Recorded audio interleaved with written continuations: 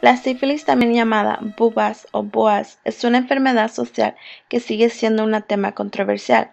La sífilis es una infección sexual que afecta la piel, los órganos internos, el cerebro y hasta causa la muerte. Es una enfermedad que se transmite a través de relaciones sexuales y de madre a hijo durante el embarazo. El origen de la sífilis es un enigma, pero existen dos hipótesis que discuten el origen actual de esta enfermedad. La hipótesis del intercambio colombino sostiene que el origen de la sífilis fue en el Viejo Mundo y que fue llevada a Europa por la tripulación de Cristóbal Colón durante el siglo XV. Al contrario, la hipótesis precolombina indica que la sífilis existía en Europa mucho antes del regreso de Colón al continente europeo. Pero en realidad, ¿cuál es el origen verdadero de la sífilis? Hasta este día, el origen de la sífilis sigue siendo un enigma.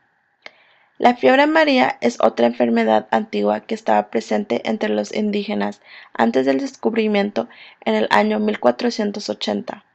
Los síntomas de la fiebre amarilla son devastadores, como el dolor de cabeza, fiebre alta, malestar, dolor de espalda, náusea, vómito y pulso lento. Cordero del Campillo dijo que la fiebre amarilla es causada por la flavivirus, un virus que se encuentra entre las zonas selváticas. Es una enfermedad que se puede transmitir a través de la picadura de mosquitos infectados. Luego de ser picado por un mosquito infectado, la muerte de la persona infectada ocurre entre el día 7 y 10 de la enfermedad.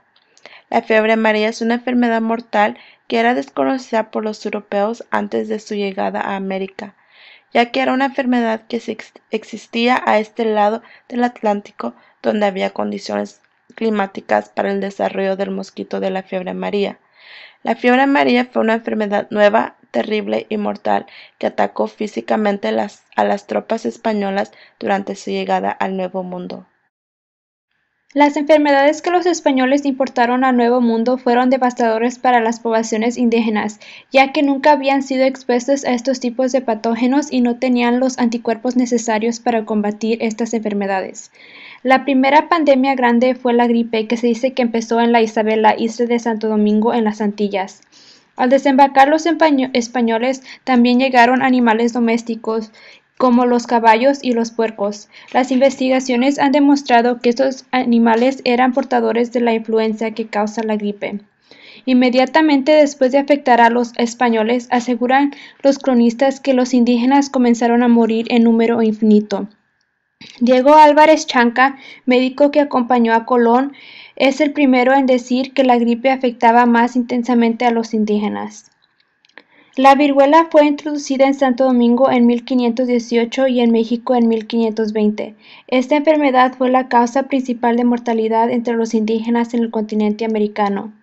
El primero en mencionar la dispersión de la viruela fue Cortés en la tercera carta de relación en 1522. Prácticamente todos los cronistas repiten la descripción y anotan que la enfermedad resultó favorable para la conquista de México, pues debilitó la resistencia azteca. La viruela entró a México con las tropas de Pánfilo de Narváez. La siguiente enfermedad, el sarampión, comenzó en el continente americano en 1531, cuando un marinero herido de sarampión bajó a tierra en Veracruz.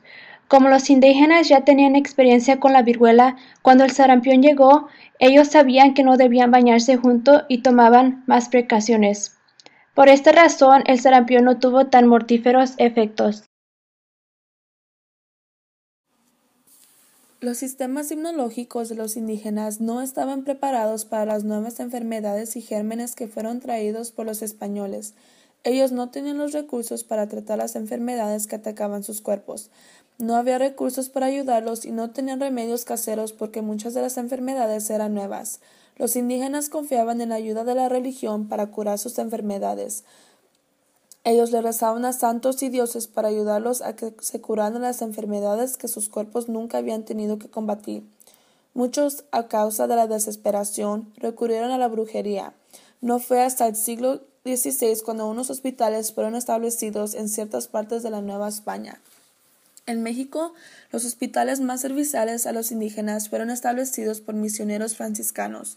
Lugares llamados pueblos hospitales fueron creados primero en Michoacán por un hombre que se llamaba Don Vasco de Quiroga, que fue el primer obispo en Michoacán. En los hospitales los doctores dependían en las hierbas. No cualquier doctor indígena podía entrar al hospital. El que entraba tenía que tener conocimiento de todas las hierbas y del uso de cada una. Pero tenían mucho cuidado con contratar a una persona indígena que practicaba brujería porque ellos eran servidores del demonio. Como los hospitales y pueblos hospitales eran administrados por franciscanos, la brujería era algo que no se permitía.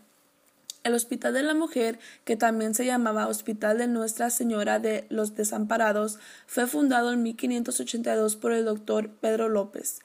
El médico hizo del local un hospital para atender a la población más necesitada de la época, que eran los indios, negros, mestizos y mulatos. Es importante hacer nota que es justamente en el Hospital de Nuestra Señora de los Desamparados donde, desde la época de su fundación, se formó la primera asociación de damas para ayudar a los enfermos. El primer hospital de las Antillas fue creado en 1538 en La Rinconada, en Santo Domingo. El único problema era que este hospital era solo para los españoles. No fue hasta el 1550 cuando el primer hospital para los indígenas fue creado por el primer arzobispo de Lima, Fray Jerónimo de Loaiza. Hasta el siglo XVII un hospital para negros fue creado, Hospital San Bartolomé. En Lima, Perú, la mayoría de los hospitales eran para los españoles y muy pocos para los incas. Hasta los finales del siglo XVI fue cuando hospitales y casa-hogares fueron establecidos para huérfanos, pobres y desamparados.